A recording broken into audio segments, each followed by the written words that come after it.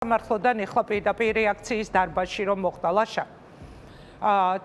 ნახევარი ღამე გავათენეთ, როდესაც შენ გეძებდით გვერდით გიზის თორნიკე, ადვოკატი, ერთად პირდაპირ ეთერში ვცდილობდით რომ გაგვერკვია, როცა გაგიტაცეს რა მოხდა, როგორ მოხდა და როგორც იქნა, სადღაც ღამის 3 საათი იყო, გავარკვიეთ რომ შენ იყავი გადაყვანილი ზაჰესის იზოლატორში. ყველა შევთანხმდეთ, მე მგონი ყველანი დამეთანხმებია, რომ შენ შემთხვევაში გადაგარჩინა იმან, რომ იქ აღმოჩნდნენ თვითმხილველები, აღმოჩნდნენ ძალიან მაგარი ადამიანები, ძალიან მაგარი გოგოები, ძალიან მაგარი მოქალაქეები, რომლებმაც ამ ყველაფრის აღბეჭდა მოახერხეს და პლუს ამისა ჩვენ ვხედავდით როგორი გააფთრებულები ისინი ცდილობდნენ რომ პოლიციას თუ ვინც იყვნენ შავფორმიანები, შავ ტანსაცმელში ჩაცმულები არ გაეტაცებინე. მოდი გითხარი ის, რაზეც დღეს სასამართლოზე საუბრობდი, რა მოხდა შენ შემთხვევაში აი იმ კადრების მერე, რაც მაყურებელმა ნახა და რაც ეხლაც გადის პირდაპირ ეთერში. მოგესალმები და მადლობა ყველას მონაწილეობისთვის. პირველ რიგში მე მინდა მადლობა გადაგიხადოთ თითოეულ ფენტაგანს, გამოჩენილი ყურადღებისთვის, სოლიდარობისთვის, თორნიკეს, ყველა იურის, ჟურნალისტს. მე ვგრძნობდი სოლიდარობას მათ შორის დროებითი მოთავსების იზოლატორში. ვისგან? თანამშრომლებისგან. პოლიციელებისგან? არა, დროებითი მოთავსების იზოლატორზე მაქვს საუბარი ავჭალაში. პოლიციელებისგან და ასევე მინდა სოლიდარობა გამოუცხადო გიორგი ახობაძეს, ყველა მე ვერაფერი რა უნდა ვთქვა ჩემ 36 საათიან პატიმრობაზე, როდესაც ყავს სინდისის პატიმრები, ადამიანები, რომლებიც ეწირებიან ჩვენი შვილების მომავალს.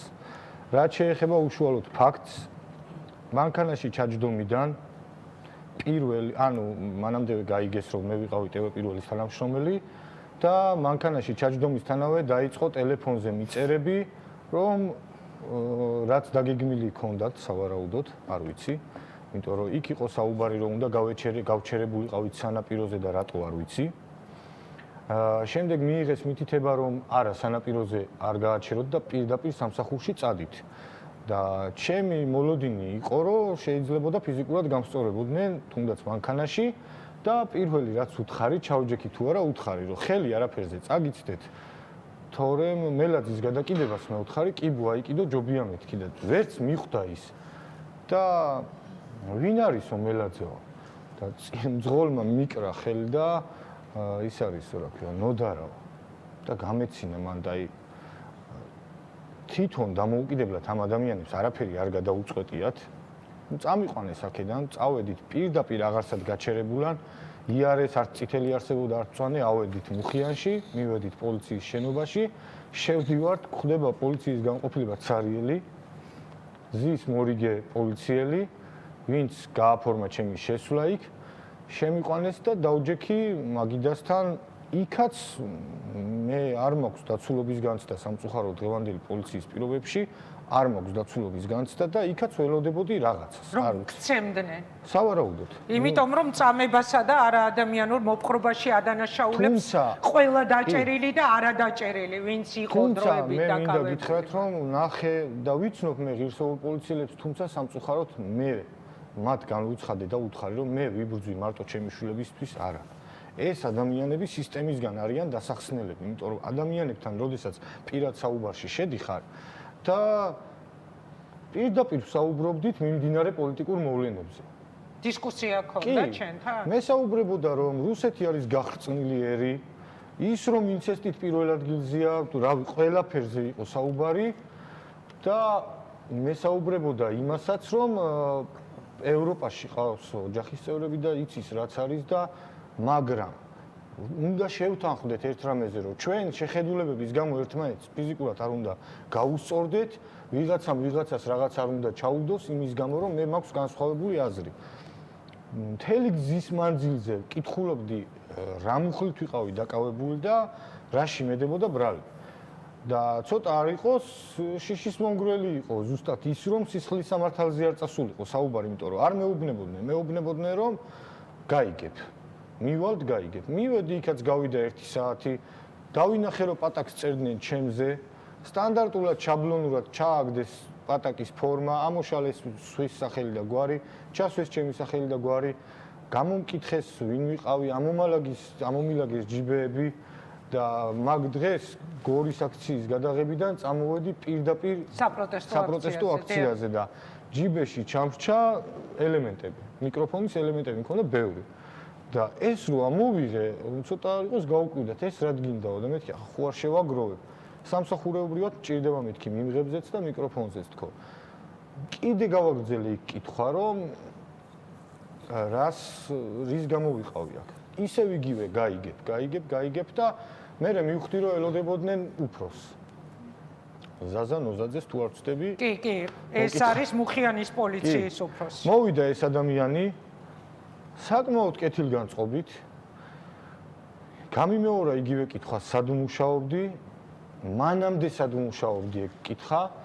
მე უთხარი რომ მანამდე ვმუშაობდი რესტორანში მზარეულად. სხვათა შორის ნამყოფიც ყოფილა იმ რესტორანში და ჩემი მომზადებული კერძებიც აქვს ნაჭამი. რაღაცა ძალიან ისე და მე ერთ-ერთმა პოლიციელმა ძალიან ჩვეულებრივად მითხრა რომ სტანდარტულად 173 და მე თვითონ პოლიციის დაუმორჩილებლობა და შეურაცხყოფა მეთქი და კიო, ანუ ჩვენ რომ მოგთხოვეთო იდენტიფიცირებაო მაგაზე უარი გითხარი და გახდი აგრესიულიო და რატომ ყვიროდი ვიდეოში ისმის ხო ხმა რომ შველას ითხოვდი ჯიბეში რაღაცას გიდებდნენ. სასამართლოზე თქვენ შენ მოყევი ლაშა როგორ დაგემუქრნენ რა გინდოდა პანიკის აწევა ასეთ სიტყვები ჯიბეში არ ხო? იქაც ისმის, ანუ ეს მცდელობა იყო ხო რომ ნარკოტიკი ჩაედა? მოდი ესე ვიტყვი რა. მე ამ პოლიციის პირობებში ვერაფერს ვერ გამოვიცხავ. არ დამიშავებია არაფერი, ყველა მიცის, თელმა საზოგადოება მიცის, რის გამოც დამაკავეს, არ მაპატიეს ის პლაკატი, რაც მეჭირა მთელი საღამოს მანძილზე და როდესაც უდანაშაულოს. ვაჩვენოთ ეს პლაკატი თუ შეიძლება, რაზეც ვაშასაუბრებ. და სხვათა შორის ამ პლაკატის შინა, ანუ რა ეწერაო, კითხა. უნდა მე ხო პოლიციელმა მკითხა წინ რომელიც იჯდა რა ეწერაო და რომ ვუთხარი რაც ეწერა ამ პლაკატზე, ვერ მიხვდა. რაზე იყო საუბარი და მეორეც გადაულაპარაკა რაღაცა ფილოსოფიურიაო აქო და ნუ ჩაიქნიეს ხელი რა ფილოსოფიური სინამდვილეში რა გეწერა იმ პლაკატზე ეხა აქედან ეთერიდან შეგიძლია ფილოსოფია მე აუხსნი ამ პოლიციას პლაკატზე ეწერა დღეს ყველა თანხმდებით პრეზერვატივის მნიშვნელობაზე და ეს ეკუთვნოდა ბიძინა ივანიშვილს თავის საკუთარ დაბადების დღეზე, იმიტომ რომ ერთ-ერთმა გოგონამ ახალგაზრდამ იქ ჩამწერა TikTok-ისთვის, რას აჩუქებდი ბიძინა ივანიშვილსკო და იქაც იგივე გავიმეორე, ბიძინას არაფერს არ ვაჩუქებდი, მაგრამ რომ მქონოდა შანსი, მის მშობლებს ვაჩუქებდი ამ ნივთს, თქო რომ იქნება ეს აგურიდებოდა ეს რაღაც მოვლენა არის თუ რავი რა ჯანდაბა არ ვიცი. ხო და ესეც ვერ გაიგეს. შემდეგ ეს იქ მიუთითა, აი ფოტოც გამოჩნდა, ეს ფოტო სხვათა შორის ნანახი ქონდა ჩემი Facebook-ზე ისხდნენ, რასაც ქვია, იმიტომ რომ იქ მითხრა ერთ-ერთმა რომ სტორზე მოგისწრიაო, დადებაო. და ბილტმორის ჩასახვევთან რომ დამახვედრეს, ერთი დამხვდა და ეჭირა ტელეფონი. და ტელეფონში, ნუ ფაქტია რომ ჩემი ფოტო ქონდა და იმდენად უნიჭო იყო, რომ შემომხედა და დახედა, მე ვითომც არაფერი და მე ვერ აღვიქვი ის პოლიციელად უფრო ტიტუშკა იყო ჩემთვის ჩაცმაზეც ვიზუალზეც რაღაცა ხო ამაზე საოცარი კომენტარები მოვისმინეთ მე ქართული ოცნების წარმომადგენლებისგან ანუ როგორ უნდა გავარჩიოთ პოლიციელია თუ გამტაცებელი ტიტუშკა ამაზე რძენი კომენტარები მოვისმინეთ ხო მათ შორის თუ სასაფლაოზე მოუხდებით თურმე გამტაცებელია და თუ არა მაშინ პოლიციელი მე იქ განყოფილებაში უთხარი რომ იქ მეთქი ძალიან უნიჭო გეყენათ მეთქი იმიტომ რომ ეგრევე დავწვით ხო უბრალოდ ამერია პოლიციელი რომ მე ფიქრა რომ პოლიციელი იყო იქ აღარ ჩავიდოდი ლაშა იცი რა მაინტერესებს კითხვა ანუ შენ რეალურად გადაგარჩინა შენმა სამსახურში რას გულისხმობ ის რომ შენ იყავი ტელევიზიის თანამშრომელი ხო რომ მომვარდნენ იმ მომენტში და რომ დამეჯახნენ პირველი რაც დაუყვირე ჩემს მეგობარს, ჩემს მაკაცს, რომელიც ეხლაც გარეთ მელოდება, წინა დაკავებაზე ჩემთან ერთად იყო, მაისში როცა დამაკავეს. პირველი რაც დაუყვირე, შორს გავიდა ცოტა რა, რომ ესენი იმაზეც იწევდნენ. დაუყვირე, რომ დარეკე დროზე ჩემს სამსახურში მეთქი და ამ დროს ჩერდება მანქანა, საიდანაც არ ვიცი, აქედან კიდევ ერთხელ დიდი მადლობა თაკო ხელაძეს, საიდანაც ხმაზე ვიცანი იმიტომ რომ თელმა საქართველოს მიცის ამ გოგოს ტემბრიც და ის შეძახილებიც არ იქნება სამართალი, არ იქნება მშვიდობა და პირველივე დამიყვირა ლაივი მაქვს ჩართული და დაიძახე ვინ ხარ და სად მუშაობ და იქ ავტეხე ყვირილი რომ ჯიბეებში ხელებს ნუ მიყოფთ, რამეს არაფერი ჩამიდოთ, ლაშავარ ჯიოშვილი ტევე პირველის ოპერატორი. და ამან გამოიწვია ცოტა დაბნეულობაც.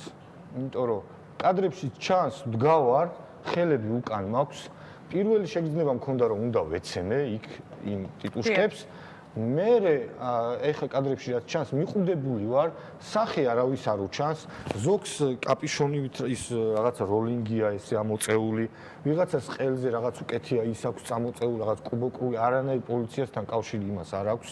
ტიტუშკები გვეგონენო, აი მე ადამიანები მწერდნენ შენი დაკავების ღამეს პირდაპირ ეთერში რომ მუშაობდი და ტიტუშკები გვეგონენ, მორბოდა ბევრი ადამიანი შავებში ჩაცმული და ჩვენ გვეგონა რომ ტიტუშკები. ტელევიზიამ სადაც მიშველა, იქ რომ მიმიყვანეს, ბატონმა ზაზა ნოზაძემ გასცა მითითება რომ დავესვი კამერების ქვეშ, რომ შემდეგ ნოდარ მელაძეს არ გაეშვა შაბათის სიუჟეტში რომ მე მცემეს. მე განუცხადე ესეთი რამე რომ მე რო გავალ აქედან, მე ვიტყვი არავის არ უცემი ვარ. რეალურად არ უცემი ვარ. თუმცა გზაში ვიჯექი მე შუაში, აქეთ-იქიდან ორი ადამიანი მიჯდა, დღეს მოსამართლეს ვაჩვენე ჩემი დალურჯებული ხელი. მთელი გზა არ ვიცი, სად გავიქცეოდი, ვის გავექცეოდი, ორივეს გადავყრიდი. ვეჭირი აი ეს ხელით, მარცხენა მხარეს ვინც მიჯდა და მე უთხარი, მე მეთქი, სადაც გინდა შეგხვდეთ. ეხლა აქედან რომ გავალ იქ მომიწევს ისე უნდა მივიდე, იმიტომ რომ ჩემი ყველა ნივთი, ჩემი დროშა, ჩემი შვილის დროშაა ის. ჩემი შვილი კიდევ კარგი რომ ჩემი შვილი არ წამოვიყვანე. 9 წლის შვილი მყავს, რომელიც პირველი დაკავების შემდეგ სულ ჩემთან ერთად დადის აქციაზე. და მე ბოლოს რომ მომთხოვა რომ ისეთ აქციებზე წამიყვანე, სადაც გაზის ტყუებს ისვრიანო, მე უთხარი შვილო, ჯერ ადრია 9 წლის ხარ, ღმერთმა არქნას რომ მე იმიტომ ვდგავარ იქ რომ ჩემ შვილს არ მოუწიოს იმ გაზის ტყუების ყლაპა, იმიტომ რომ ჩემი მშობლების თაობამ დაუშვა ის შეცდომა რომ ქუჩაში გასვლა ჭყალებში რო ვთქვათ ეგრეხებოდათ, დღეს როგორც არიან კიდევ ბევრი. გონიათ რომ იქ გასვლა არის რავი სირცხვილი, მაგრამ მე თუ დღეს იქ არ გავედი, მე თუ დღეს ჩემი აზრი და პროტესტი არ დავაფიქსირე, ზუსტად ვიცი რომ ხვალ და ზეგ ჩემ შვილს მოუწევს იქ დგომა თქო. და გავაგრძელე ეს დისკუსია პოლიციელებთან და ვუთხარი რომ თვალებში ჩაგხედავთ. სუფრაზეც შეგხვდებით მე უთხარი. მე ჩემი მშობლიურ სოფელზე ჩამოვარდა საუბარი, ატენური ღვინო რაღაც და როდის ვიქეიფოთ ერთად პოლიციელებთან ძალიან ისეთ კონტაქტში და პირდაპირ უთხარი, გეტყვით როდისაც მეთქი. როცა ამათ გავუშვებთ და თქვენ მაგ სისტემისგან განთავისუფლდებით, დამიჯერეთ რომ თქვენთან მოვალ და ჭიქასაც ავწევ მე უთხარი და ბევრ რამეზე ვისაუბრეთ, მაგრამ ხო, მესმის